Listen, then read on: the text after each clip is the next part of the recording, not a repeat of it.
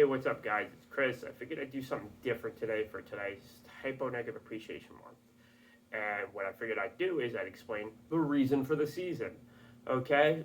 So, while it does sound like it's a big made up holiday, it's something that I did to kind of honor the music that I've loved since 1994. My friend Tom played Bloody Kisses for me on a boombox, and it was just so mind blowing. He ended up telling us we have to go see him live, so we went to go see him in 1995, opening for Queensryche, and it was just like it was mind blowing seeing Peter Steele walk out with a super huge physique. He looked like a rock god. And that's where my obsession started, and I followed him through October Rust, World Coming Down, Life is Killing Me. Got to see him 6 times live. But in 2004, there was a cancellation they had at Rock and Shock, and it kind of shook me to the core a little bit because I was so deep into the fascination that I just couldn't let go. And that little separation time kind of intruded a little bit into my fandom, and they eventually came back with Dead Again, and I wasn't fully invested. And then around 2010, things in my life were changing, and I was going back to school. And Peter Steele died on April 14th, 2010, and I never really had time to fully process it or mourn it because I had so much going on at that time, so much chaos.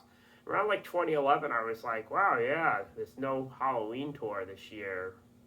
And then 2012, I was like, why don't I just make up my own little thing? So that's when Typo Negative Appreciation Month was born.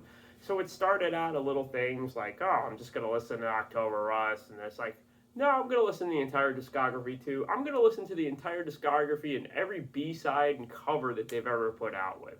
So do what you want for this month. Celebrate. Wear your favorite Typo Negative shirt or 20, or I don't know, if you don't have one, make a shirt up. Maybe you don't have the albums owned digitally or on vinyl. That's okay. Listen to them on Spotify if that's your thing. Apple Music, or whip out cassettes. I don't know. Do you have it on 8-track? Maybe you do.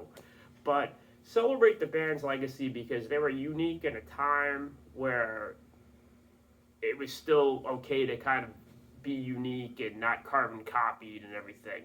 They were trendsetters, and that's why they're one of my favorite bands. And we should do a little more to try to honor the legacy of Peter Steele going forward because, truthfully, we could use music like that. Thanks, and thanks for putting up with all these Typo Negative Appreciation Month posts. And be sure to share your stuff, your t-shirts, your albums, using that hashtag Typo Negative Appreciation Month. Thank you. Yeah.